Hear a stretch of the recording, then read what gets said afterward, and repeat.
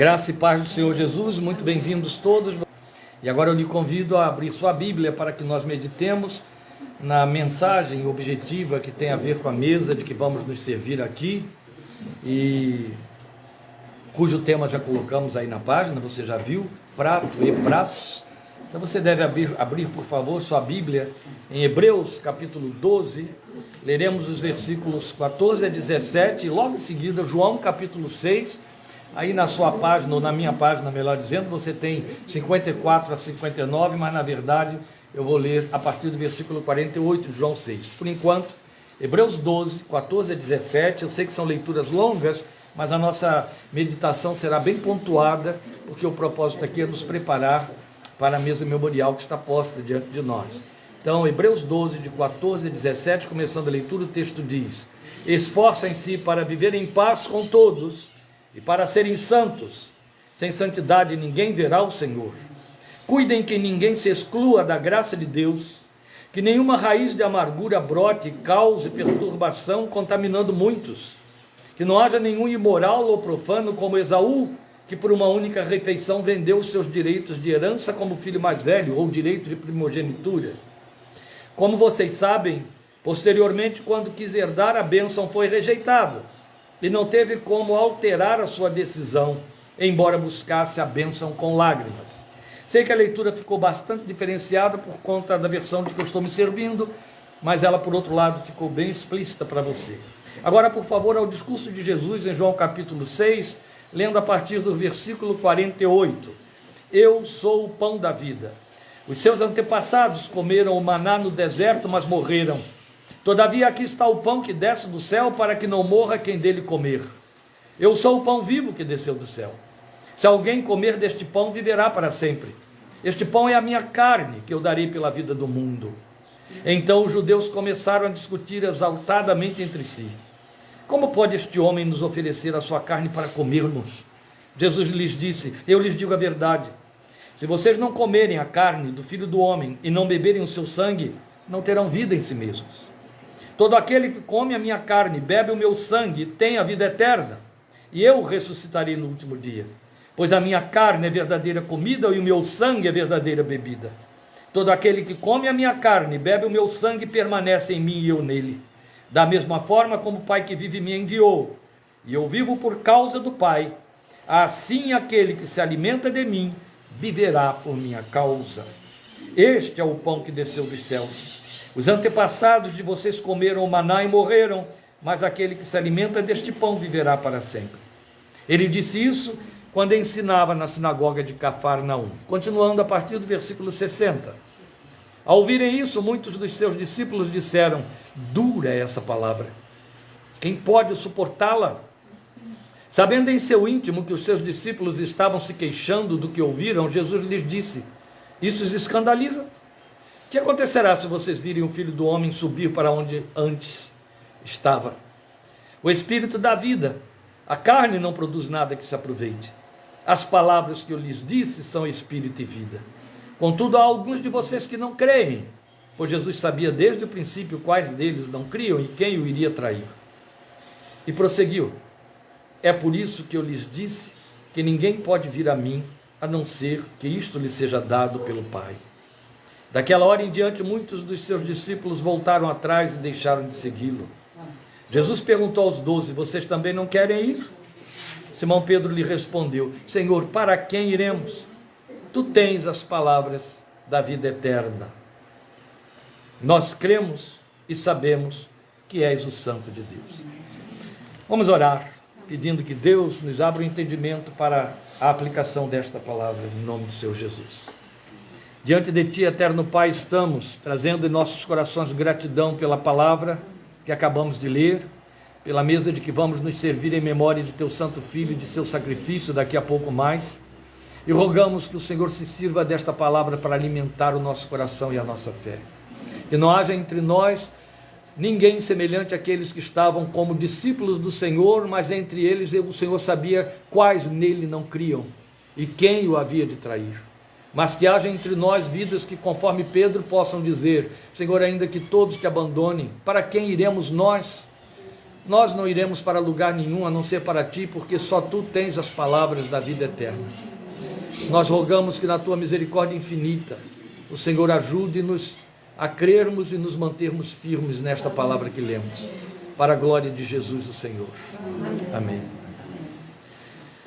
Meus irmãos, se nós tivéssemos espaço, se fosse outra oportunidade, não fosse esta mesa memorial que está aqui diante de mim, dos irmãos que estão aqui comigo, e não só a questão da objetividade por causa da mesa, mas por conta da mesa, que impõe que a mensagem seja esclarecedora para a nossa memória, para que o memorial aconteça, enquanto nos servimos da mesa, eu ia me deter em cima de João 6, por causa dos muitos dados, pontos, que Jesus salientou aqui nesse discurso, que os judeus não puderam suportar. Muitos dos seus discípulos, foi o que vocês ouviram, naquele dia desistiram de ser discípulos e o deixaram.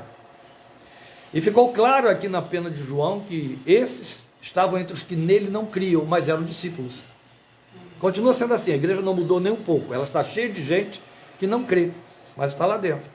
Ela gosta do que ela ouve, ela gosta do que se faz, especialmente se agrada a ela, mas não crê. Então, tem nome de discípulo? Tem nome de crente? Tem. É evangélico? É, mas não crê. Como é que você sabe que não crê? Quando o discurso duro vem, vira as costas, não suporta, não é assim? Pode chegar. E então, o que vai acontecer quando nós temos um texto como esse? A pressão imensa na alma de poder entrar nas particularidades, que vamos perder hoje, não tem opção. Mas nós precisamos abordar os pontos principais. Vocês perceberam que eu li um texto que parecia nada ter a ver com o que acabei de ler. Propositalmente, eu li Hebreus 12 antes, embora, pela ordem aqui da minha proposta, eu deveria ter lido primeiro João 6. Mas fiz questão de ler Hebreus 12, pelo fato de que a proposta que estamos fazendo é prato e pratos. Jesus está oferecendo um prato, João 6. E o texto de Hebreus 12 está falando de pratos, à semelhança do prato de Esaú. E aqui, só com esta colocação, você já deve ter se dado conta de que Hebreus 12 tem tudo a ver com João 6. O assunto é o mesmo. O que se oferece nos pratos de que os dois textos estão tratando é que muda. No prato de João 6, e aí é um prato, o que se oferece é carne e sangue do Cordeiro de Deus. No prato ou pratos de Hebreus 12, pratos de Esaú, o que se oferece é o guisado do imediatismo. Mas os dois pratos são oferecidos. Não preciso ir além, porque se você ouviu a leitura de Hebreus 12 e é um crente veterano, já sabe que eu estou me referindo a Gênesis 25, a história de Esaú e Jacó. Então eu não preciso ir muito além para dizer a vocês que só um desses dois pratos tinha tempero. Só um desses dois pratos tinha aroma, e só um desses dois pratos era atraente. E eu lhes garanto que não era João 6. Olha a nossa mesa. Você sabe muito bem que, desculpem meus amados, vocês não podem olhar a mesa. Mas se vocês pudessem ver a mesa que está aqui diante deles, entenderiam. Eu vou descrevê-la para vocês. Vocês têm aí diante de vocês vários pratos que vão ser degustados com o pão em memória do Senhor. E os cálices para tomarmos o vinho em memória do seu sangue. Só se alguém estivesse com um mal-estar físico muito grande, é que renunciaria, se levantaria e sairia da mesa, porque eu posso lhes garantir, a partir inclusive do meu guisadinho, que essa mesa está muito atraente, saborosa e temperada. Ninguém vai rejeitá-la. Mas eu lhes garanto também que João 6 oferecia um prato que não tinha tempero nenhum, e não era em nada atraente.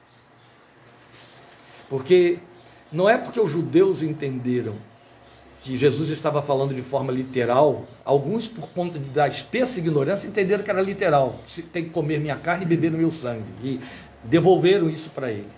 E Jesus não explicou, Jesus insistiu, verdadeiramente, se comer a minha carne tem parte comigo, se não comer não tem. E ele começou tudo dizendo, eu sou o pão, não disse que era carne. De repente o pão vira carne e sangue, o pão vivo que desceu do céu, diferente do maná que os pais de vocês comeram, e morreram todos depois de terem comido, mas se comer desse pão, que é a minha carne e é o meu sangue, viverá para sempre. Foi aí que eles entenderam. Esse discurso é muito duro e nem só os judeus, que para dar a entender que se tratava do grupo dos observadores críticos de Jesus, que disseram, ele é louco, está querendo dizer que a gente vai virar canibal aqui, mas os próprios discípulos, e foram eles que disseram, esse discurso é duro, viraram as costas e foram embora. Esse prato não tem tempero. Esse prato não é atraente. Mas o prato de Esaú, ele não é apenas atraente. O prato de Esaú é o prato que resolve os problemas imediatos, que traz solução para as grandes angústias. Qual era a grande angústia de Esaú? Estou a ponto de morrer de fome. De que me serve a bênção? O que está em jogo aqui, vocês sabem, pela lei de Moisés, ou pela cultura da época, ainda não havia lei, era a primogenitura. A primogenitura, ela era declarada pelo pai antes de morrer, e ele determinava quem seria o filho primogênito. Vamos lembrar que o neto de Abraão comprou um problema muito sério para a vida de José quando ele fez isso. Porque Jacó declarou José o seu primogênito, e na verdade José era o 11º filho. Quem era o primogênito de Jacó? Rúben.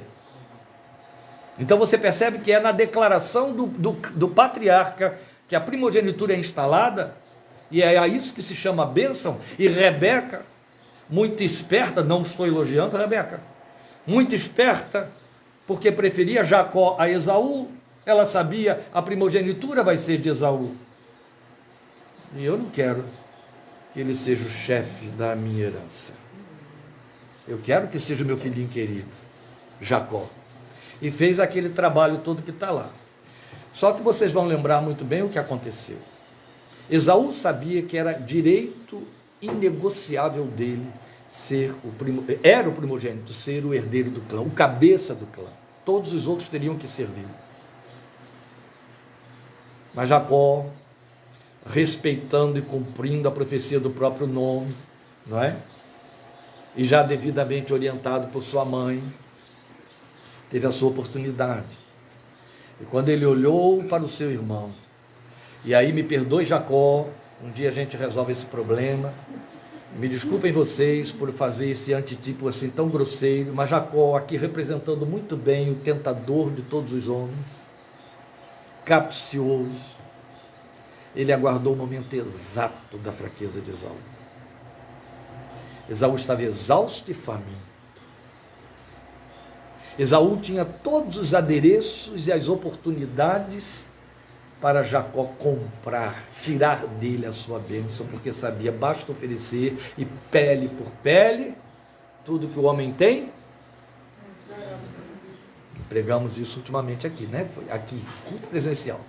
Pele por pele, que foi um duro discurso. Tudo que o homem tem, dará por sua vida. Jacó sabia disso. Isso eu chamei naquela ocasião que pregamos aqui presencialmente de Evangelho de Satanás, e que está lá em Jó.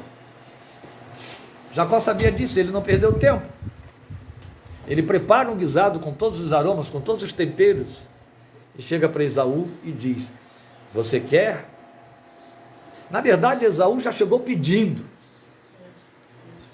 E aí Jacó chegou e disse: coma, mas tem um preço. Eu te dou, mas tem um preço.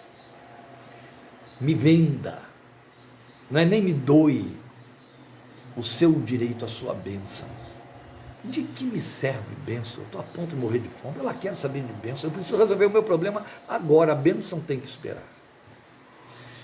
Na minha família, depois de 2 meses que eu estava convertido, eu lembro que um parente meu chegou e disse: sabe por que eu não sou crente em Jesus? Porque esse negócio de orar demora muito para ter resposta. Lá no terreiro da sua tia é mais rápido. A gente pede hoje e recebe amanhã. Mas esse negócio de ficar orando a um Deus de letras, e sabe lá se ele vai responder, e quando ele responde não serve mais, eu não quero não. Eu ouvi isso, eu tinha 2 meses de convertido. Deus de letra, que só responde quando quer, e quando responde não serve mais.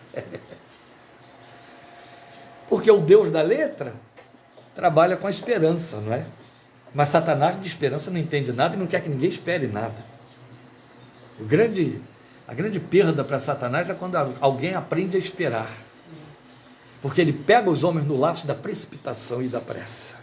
Ele oferece um prato imediato, um prato fácil, que se contrapõe ao prato do Filho de Deus. Porque o prato do Filho de Deus é aquele em que ele se oferece a si mesmo. E é isso que essa mesa rememora para nós, ela está rememorando exatamente isso. Agora, o prato que Jesus nos oferece, que é a sua carne e o seu sangue, não é um prato de fácil deglutição. Porque, veja, por que você não come... Por que o prato de Jesus é o prato do discurso duro? Porque não é um prato de fácil deglutição, você tem que se alimentar dele, não é apenas saciar a fome com ele. E a lentilha de Jacó, o prato de Esaú, você vai comer com muita fome, então você engole até osso junto e nem se dá conta, ainda fica feliz. Porque o importante é tirar o mal-estar, a sensação, é satisfazer o desejo. E aí, vale qualquer oferta. Eu assumi o compromisso de não me dar o trabalho de ficar explicando coisas nas entrelinhas, porque a gente se dá conta de que não vale a pena. E também a gente se dá conta de que entre o ministrante e o receptor existe algo mais especial chamado Espírito Santo. Se ele não fizer, não for a conexão, se ele não fizer a sinapse entre o que sai daqui e você que recebe, eu perco meu tempo. Então não preciso entrar em detalhes.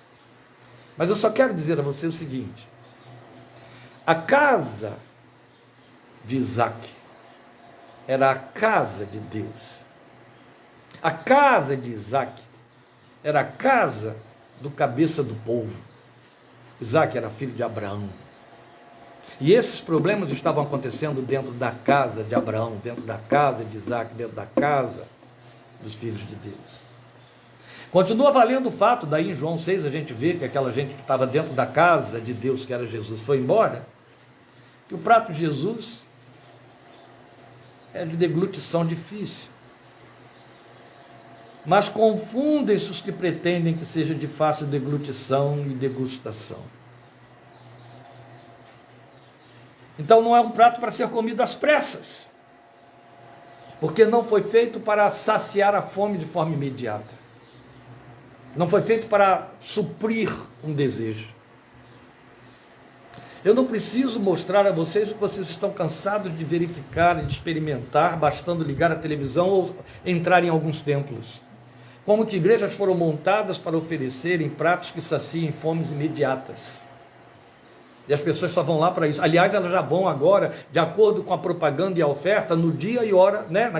Naquela bate-hora, naquele bate-canal, naquele bate-dia, porque está marcado que naquele momento, naquele lugar, naquele dia, a gente ouve essas propagandas sendo feitas aqui ao nosso redor através de alto-falante. Hoje vem aqui, Deus vai te libertar, Deus vai te curar, Deus vai resolver, Deus vai... É um prato muito fácil. E mais importante é saber que o prato fácil está dizendo o seguinte: vem para o meu caldeirão, coma da minha panela. Tudo quanto você tem que fazer é entrar aqui. Eu não vou aí levar o prato, mas você tem que vir aqui. É capcioso, não é? E você vindo aqui, eu tiro a sua fome. E aí é para onde correm as pessoas. Mas o prato que o Filho de Deus dá, não, porque não basta saciar a fome, porque é necessário se alimentar. E aí a atenção se volta ao conteúdo. Quando você come um prato difícil ou inusitado, você presta atenção no conteúdo. Sabia que quando o prato é pouco temperado, você fica buscando o paladar? E o nome é degustação. Degustação. Você fica buscando o paladar. E aí você se demora mais sobre o prato, exatamente porque você quer ter prazer nele e não está encontrando. Então está gastando mais tempo ali em cima e aproveitando melhor. Não vou entrar em detalhes também. Mas o prato que o Filho de Deus oferece, haja visto que você pode ter lido aí no versículo 57, João 6, ele compromete, ele traz implicações, porque fala de uma aliança, de entrar em aliança. É o prato que opera transformação de natureza. Sabe aquele dístico que se usa até de forma pejorativa e que é feio de ouvir? Eu sei que isso vai incomodar a Lili. Você é aquilo que você come. Não é um dístico? Na Bíblia é verdadeiro. Jesus nos mandou comer do cordeiro pretendendo que nós virássemos cordeiros. A questão é que Seria muito bonito virar cordeiro e ficar numa vitrine, não é? Todo mundo ir lá admirar a lã, tirar foto. Mas o cordeiro existe para alimentar lobos. E foi por isso que Jesus, ao te convidar a virar cordeiro comendo da sua natureza, ele diz: vão para o meio dos lobos, porque é para onde o cordeiro tem de ir. Era onde ele estava também. Então, na verdade, esse prato que o Filho de Deus oferece é exclusivo. É só ele. O prato de Esaú, para poder fechar isso aqui, esse argumento sobre os pratos fáceis, ele é atraente. Mas eu quero frisar o fato de que ele é de consumo imediato. Ele tem soluções que não dão trabalho. Já vem pronto. Não é só fast food, é PF. Entende? É prato feito. É prato rápido e feito. Não te dá trabalho nenhum, você só tem que comer dele. E dar a Deus para a bênção, os compromissos e a aliança.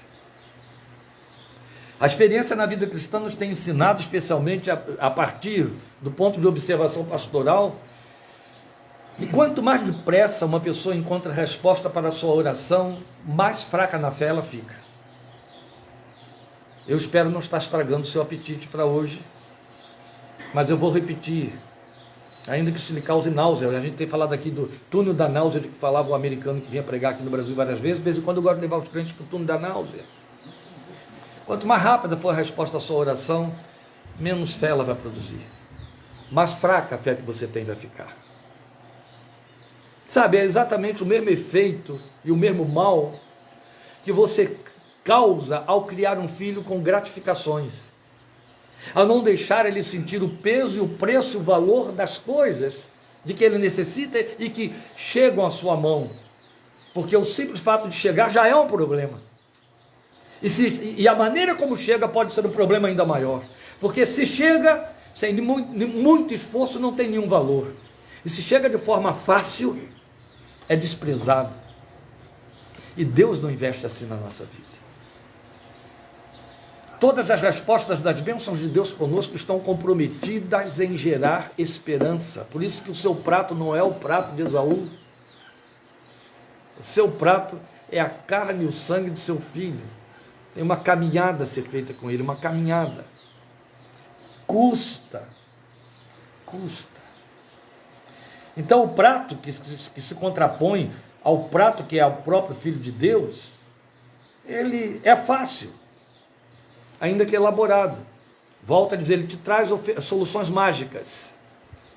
Ele te apresenta soluções mágicas. Agora é o prato de todos e para todos. Percebe? Eu estou ainda dentro do texto de João 6, em que Jesus, depois que viu que aquela multidão virou as costas e foi embora e olhou, só sobraram os 12, e vocês sabem muito bem que dentre eles, um não valia nada, ele diz, vocês também querem ir?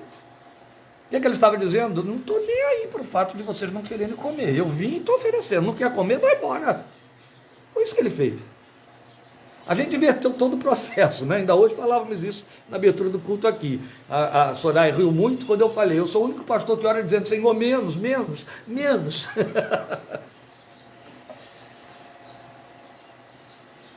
A gente inverte o processo. O Filho de Deus olhou os 12 e disse, querem ir também? Foi assim. Mas o outro prato, ele ganha na quantidade. Então eu volto a dizer, é prato de todos e para todos. Ele oferece outra aliança. Vamos aí ao texto de Hebreus 12, no versículo 16. Veja, que não haja nenhum imoral ou profano como Esaú, que por uma única refeição vendeu a sua bênção, seus direitos de primogenitura. O Senhor diz que aquele que come o prato fácil é imoral e profano. Está dizendo em Hebreus. Será que essa palavra é pesada e está fora do lugar? Não é não, gente. Não é não. Quando você fala em imoralidade, você não pensa em perversão sexual. Não é isso que passa pela sua cabeça? A imoralidade não está diretamente ligada à ideia de uma perversão na sexualidade? Sempre que você pensa em imoralidade, você pensa nas coisas que estão ligadas às distorções, às piadas de mau gosto, às piadas pejorativas, a má aparência, não é? Aquela mulher se veste de forma imoral, aquele homem está indecentemente vestido. Isso está diretamente ligado à questão da sexualidade da pessoa. Vocês sabiam que a boca, a comida, a oralidade e a sexualidade tem duas coisas, são duas coisas, uma extensão da outra, as duas estão totalmente interligadas, psicologicamente falando. São os dois extremos das nossas expressões personais, o que entra e o que provoca. É muito interessante saber que você se alimenta conforme a sua moral. Também não vou explicar. Então, como estávamos dizendo, é o prato da fé fácil, é imediatista, é da troca de valores eternos por ninharias que atendem a cobiças. Paulo chama esse prato de Esaú de mesa de demônios. Exatamente quando escreve aos Coríntios a respeito da mesa do Senhor, a Santa Ceia, que é o que nos reúne hoje aqui. Ele diz, você não pode participar da mesa dos demônios e da mesa do Senhor ao mesmo tempo. Ou é uma ou é a outra. E quem participar da mesa dos demônios não pode participar da mesa do Senhor. Ele fala que são duas mesas, dois pratos. O assunto continua o mesmo. A mesa de Esaú é a mesa dos demônios. A mesa do Senhor, o prato do cordeiro, que é o pão do céu, é a mesa do Senhor. Agora, o que a mesa dos demônios ou o prato de Esaú oferece? Parece, mas não é. Não leva à conquista, leva à perda. Não há ganho com o prato de Esaú. O que aconteceu lá? Perda. Não teve volta, não é isso? Não produz arrependimento, produz o quê? Remorso. O texto de Hebreus diz para nós que com lágrimas ele buscou a bênção de volta e não conseguiu mais, não deu mais. O meu texto, na minha versão, chega a dizer, não adiantou mais, não adiantava mais nada. Não tinha mais jeito para Esaú. Porque o remorso não aproxima ninguém de Deus. O remorso é um compromisso com doença, com enfermidades psíquicas, mas não aproxima ninguém de Deus. O sentimento que quebranta e que entristece e que prevalece, que é promovido pelo Espírito de Deus no coração do homem e da mulher, se chama arrependimento. Tristeza, segundo Deus, se opera arrependimento, mas não remorso. Parece muito próximas as duas coisas, mas não são, nem sequer são sinônimos. Remorso não é sinônimo de arrependimento, vice-versa, em hipótese alguma. Primeiro que arrependimento, para usar da linguagem bem própria da Bíblia, fala de mudança da mente. Metanoia, mudança da mente. E remorso fala de queixa, lamúria, lamento, murmuração sobre uma situação que deu errado e você não gostaria que ela tivesse dado errado. Não é que você não gostaria que ela não acontecesse. Entende? Você gostaria que ela acontecesse de novo, mas agora o resultado fosse positivo. Então isso não é arrependimento. Porque no arrependimento você não quer repetir a situação. É diferente. E isso explica tudo. Mas o prato de Esaú é comido por aqueles que não querem pagar o alto preço de comer a carne e beber o sangue do Cordeiro de Deus, ou seja, entrar em aliança com ele, que representa rupturas. E ruptura fala de sair da outra mesa, da mesa onde estão todos os outros, que Paulo chama de mesa dos demônios, é ruptura.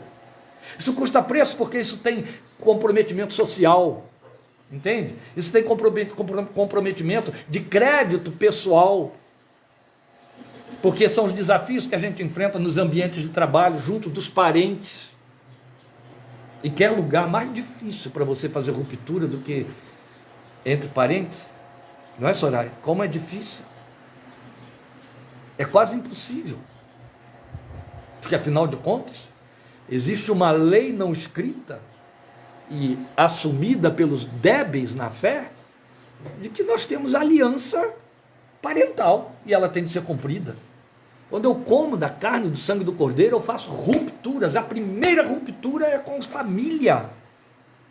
Sabiam disso? Não. É leitura de evangelho, gente. Foi Jesus que ensinou. É a primeira ruptura. O Filho de Deus diz uma coisa, olha só, se existem duas áreas em que você pode colocar o crente na parede e descobrir se ele nasceu de novo, se ele é apenas evangélico, são as duas máximas apresentadas pelo Filho de Deus. Quando você nasce de novo, você é liberto do medo da morte. Aqui, nós temos uma multidão de crentes que são condenados. O outro é quem amar pai, mãe, irmãos, cônjuge, filhos, mais do que a mim, não é digno de mim. Meu Deus, se você conseguiu passar por esses 2 crivos, você nasceu de novo. Você vai fazer missões na Indochina, entende? Mas se você não consegue passar por esses 2 crivos, você pode ser até um ótimo crente. Quem é o ótimo crente? É aquele que consegue vencer em um e não vence no outro. Mas não passa disso, um ótimo crente. Dá até aplauso de homens. São 2 máximas. E eu vou dizer uma coisa que é meio desagradável de dizer, mas estamos trabalhando com pratos indesejáveis ou indigestes. É até fácil vencer nesse prato de romper com o medo da morte. Difícil é você ver o crente aprovado aqui, ó. Entende? Aqui é difícil.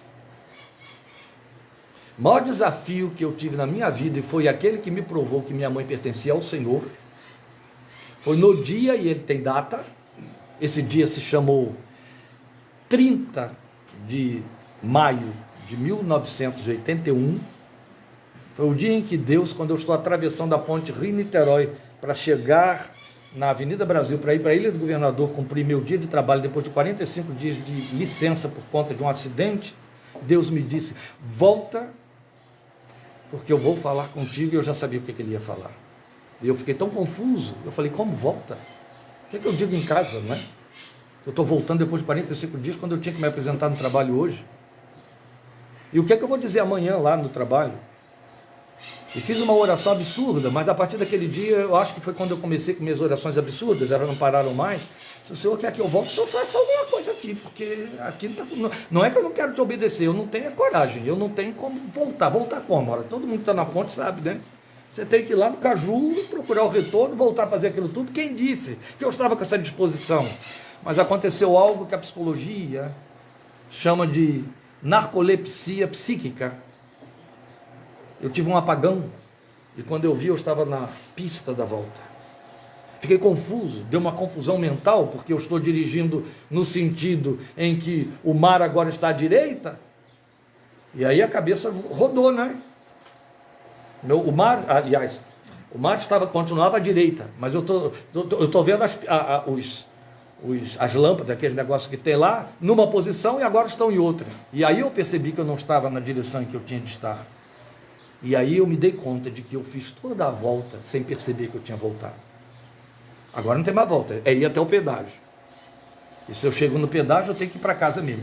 Aí eu vou brincar com Deus e não se pode. Mas começou o grande drama da minha vida. Ele durou 10 minutos se tanto. O que eu digo em casa? Como é que eu vou chegar em casa e dizer para minha mãe que está lá feliz da vida, que o filho se recuperou, voltou a trabalhar hoje, que Deus mandou você voltar para casa, e eu já sabia por quê, porque o que ele estava dizendo ele ia cumprir uma palavra que tinha me dado alguns meses, há 45 dias atrás, um pouco mais de 45 dias atrás, não, pouco menos, porque foi poucos dias antes daquilo. Eu te tirarei de trás daquela mesa e te levarei para o norte, que era João Pessoa. Então eu sabia o que ele ia me dizer. Aí eu falei, Senhor, a minha grande prova vai acontecer agora. Estacionei o carro dentro da garagem, que ficava toda fechada no quintal. Ela já olhou lá da janela e já correu para o lado de fora para ver o que aconteceu com o filhinho querido, né? Se ele voltou, tem algum problema aí, algo deu errado. Depois de 45 dias e operado, etc. E aí eu fui entrando, procurando botar um semblante que não transmita nenhum pânico, nada. Mas eu estava tenso. Mãe, Deus me mandou voltar porque disse que quer falar comigo, porque eu estou indo embora para o Betel. Amém. Ela estava perdendo o filho. Aquele dia eu sabia que minha mãe era dele. Totalmente. Já era batizada, já era crente, mas ela ali teve a sua prova de ferro e fogo. Porque não se tratava, vou sair daquele emprego, vou trabalhar em outro, vou para tal lugar. Não, mãe. Tudo vai cair aqui. Ela era totalmente dependente, ela e ele financeiros de mim. O futuro daqueles 2 velhos dependiam do meu presente. E ela diz, amém. Aqui é o prato, onde você vai saber se comeu dele ou se apenas está encostado nele. O mundo nos oferece o prato de Esaú o tempo todo, gente, o tempo todo.